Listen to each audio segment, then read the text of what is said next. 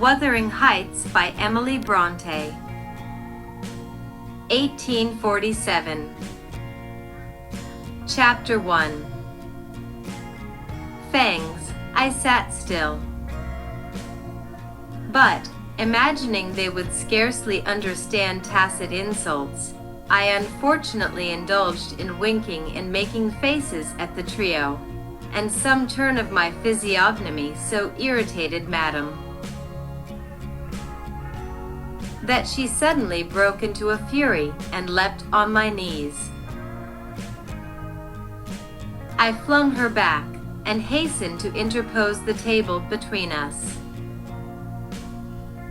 This proceeding aroused the whole hive. Half a dozen four-footed fiends, of various sizes and ages, issued from hidden dens to the common center.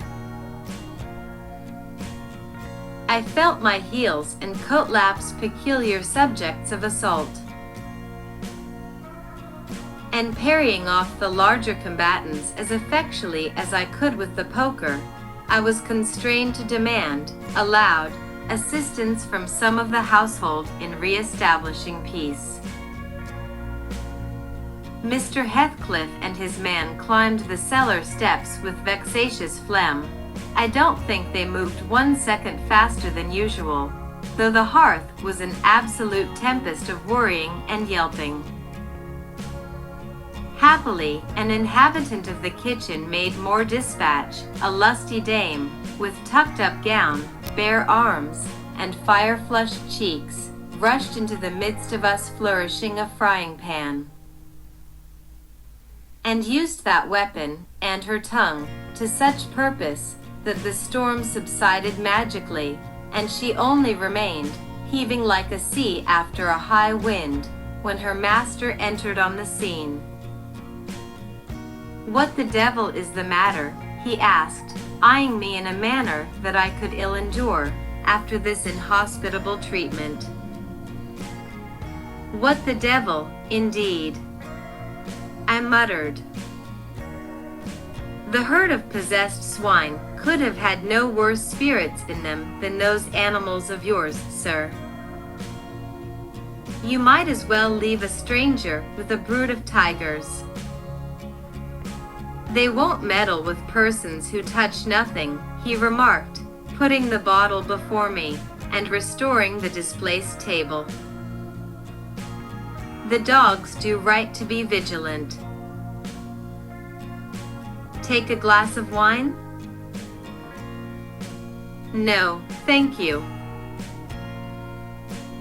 "Not bitten, are you?" If I had been, I would have set my signet on the biter. Heathcliff's countenance relaxed into a grin.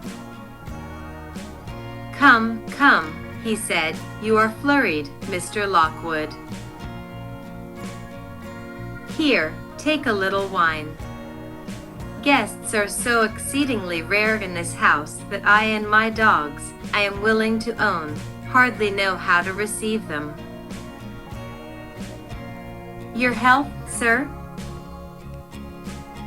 I bowed and returned the pledge, beginning to perceive that it would be foolish to sit sulking for the misbehaviors of a pack of curs. Besides, I felt loath to yield the fellow further amusement at my expense, since his humor took that turn.